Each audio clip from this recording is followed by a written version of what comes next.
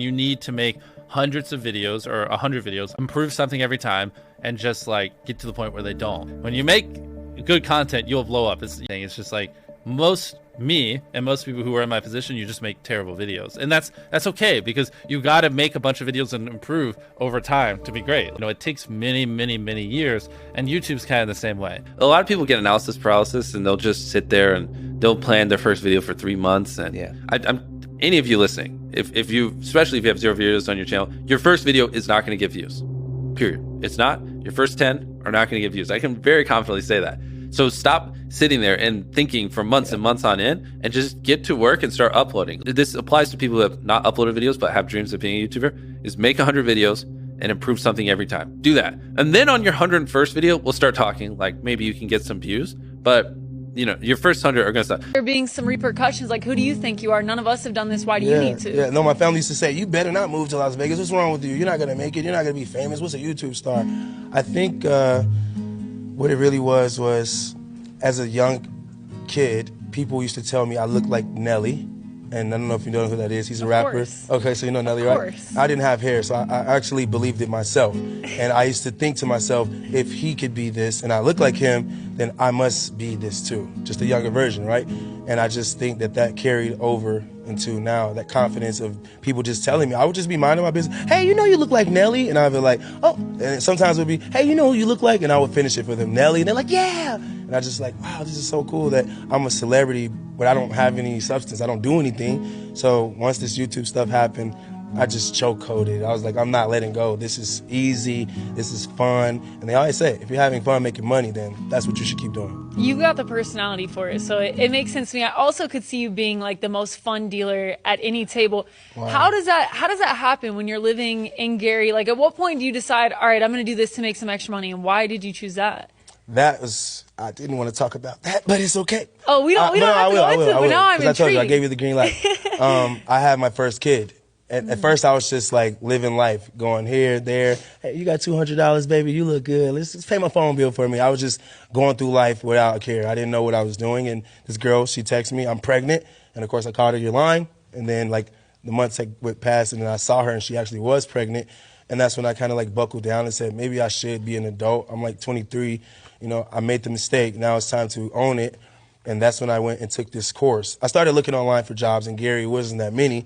And I saw that you can go and take a dealer class for 8 weeks and learn how to be a blackjack dealer. It sounded professional, and I just knew that I was a people person, so I didn't mind taking that on after I had the kid. Mm-hmm. Before having a kid, I didn't want to work. I didn't care about money.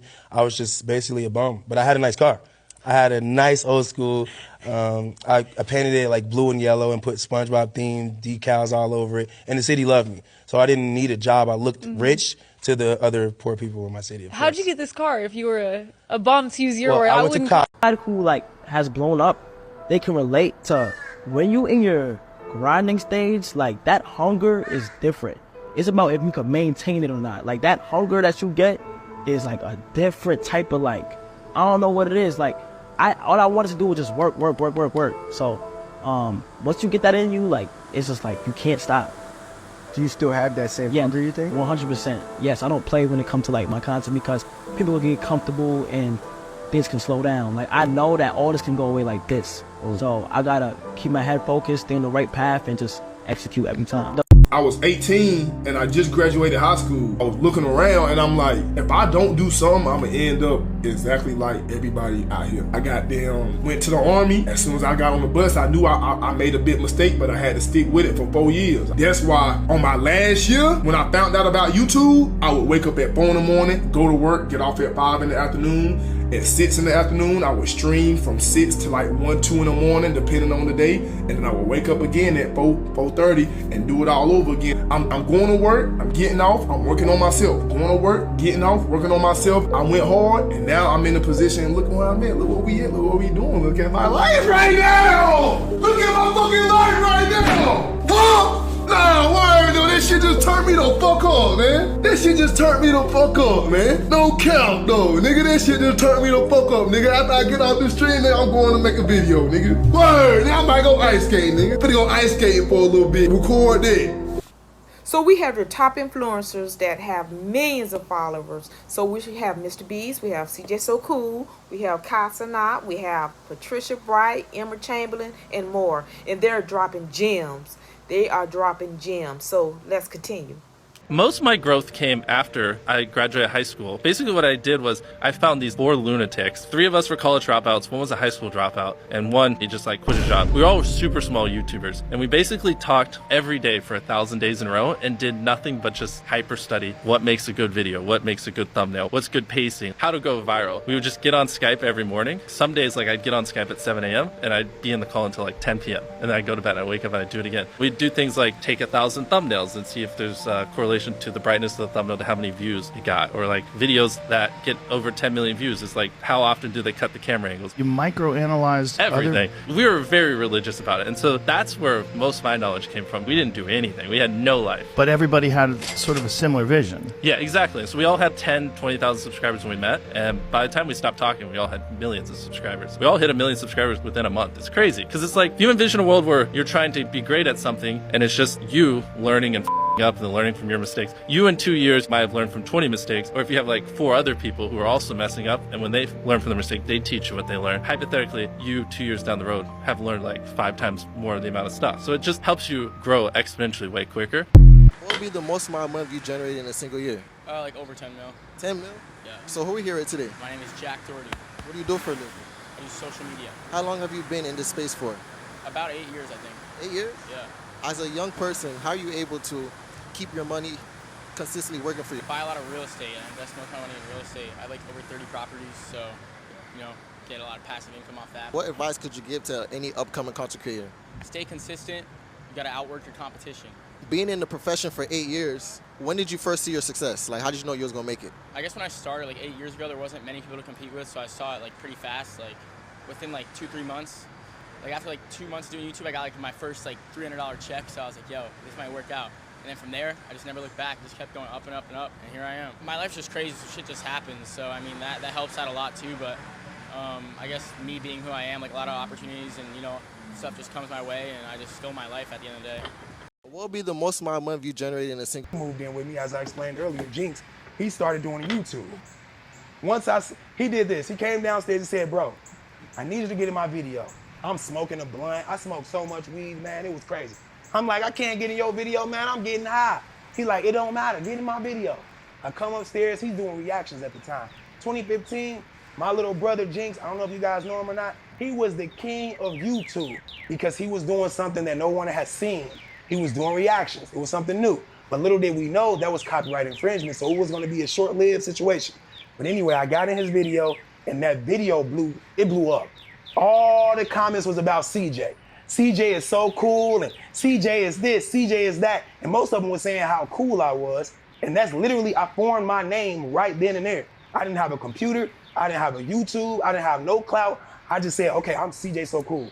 I looked at my little brother, I said, little bro, can I use your computer? I wanna make a video. You know what my little brother told me to my face? He said, hell no, you ain't using my computer. It's my personal computer. You better go buy one. I ain't even had no damn money. So who I go to? Royalty. Royalty, can you please buy me a computer? She bought me a computer, and the rest was up from there. I started posting 15 videos a day, and I'm not gonna lie, I felt the animosity from my little brother because he sensed something. He sensed the change. Okay, now I'm not the only one with money. I'm not the only one with fame. My big brother's coming. But see, that's...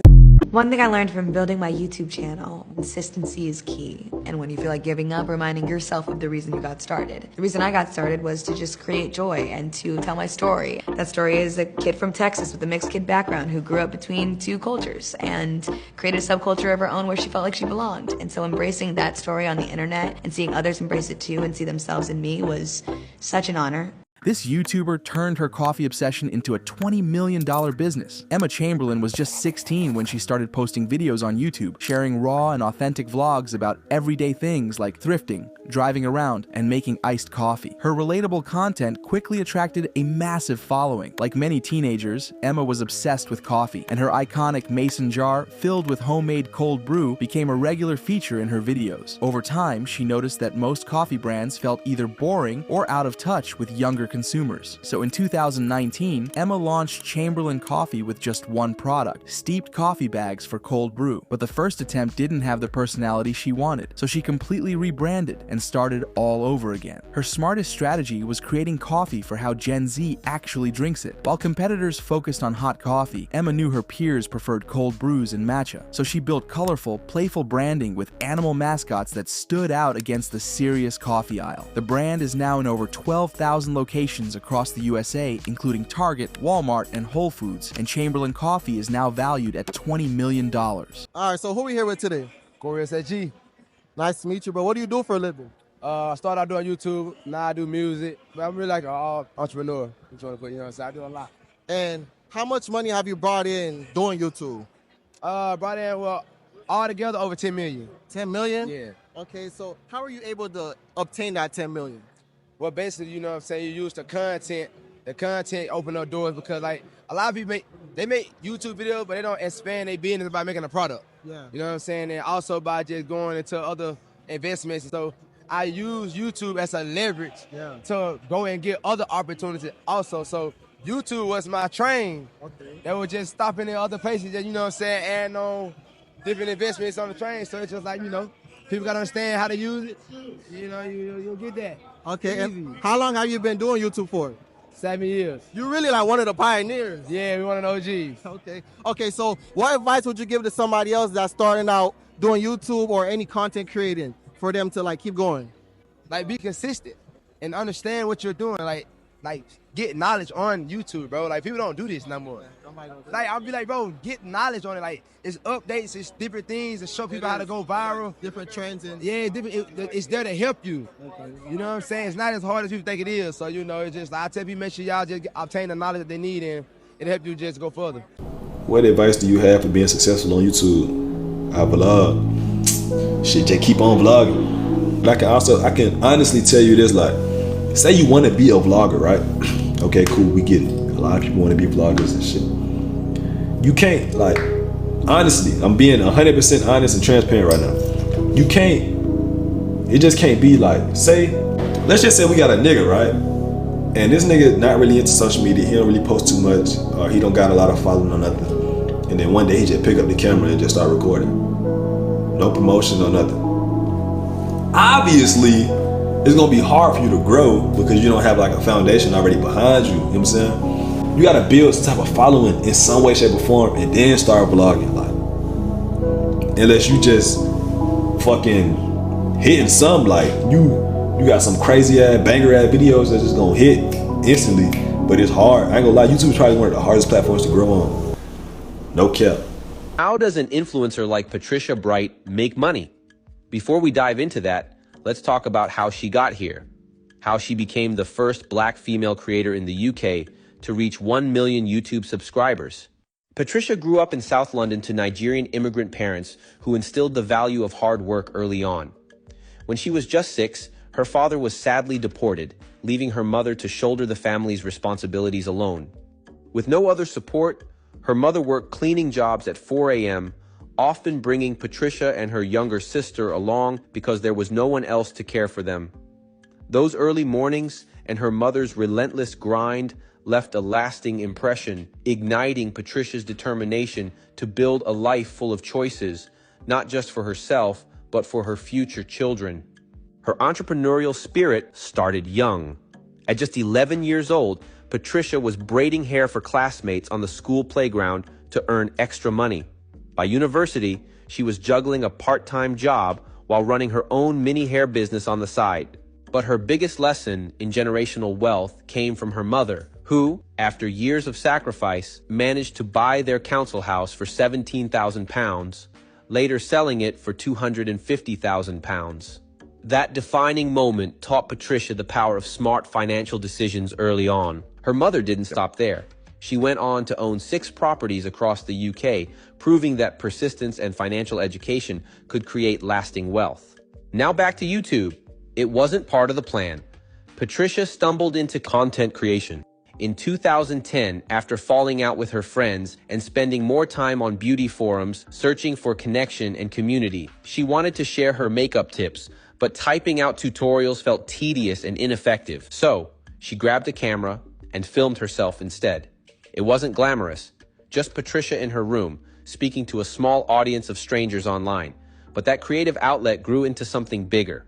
Those strangers became loyal viewers, and soon, Britpop Princess was born. For 7 years, Patricia steadily built her audience, all while balancing content creation with a demanding full-time career in investment banking during the first 3 years. She didn't earn a penny from YouTube in those early days. Back then, the platform wasn't even designed for creators to make money, but she kept showing up, consistently creating, sharing, and connecting with her audience. And after 7 years of persistence, she finally hit 1 million subscribers. Surprisingly, even after reaching 1 million subscribers, Patricia had never gone viral.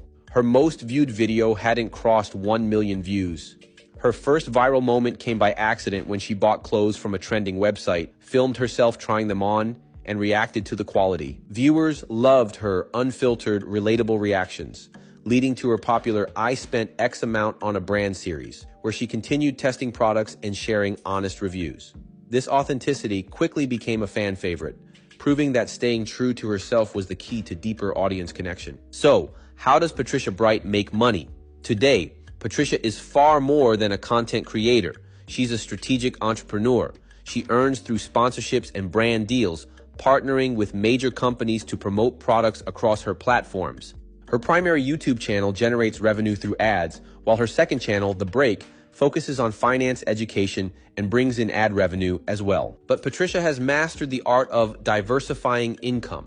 Beyond content creation, she sells digital products, career guides, and financial courses designed to empower her audience. She's invested in multiple companies and has built a growing property portfolio, often purchasing homes at auctions and paying in cash. Some of these properties have since doubled in value, and she continues to earn passive income through rental earnings, solidifying her position as a wealth builder, not just an influencer.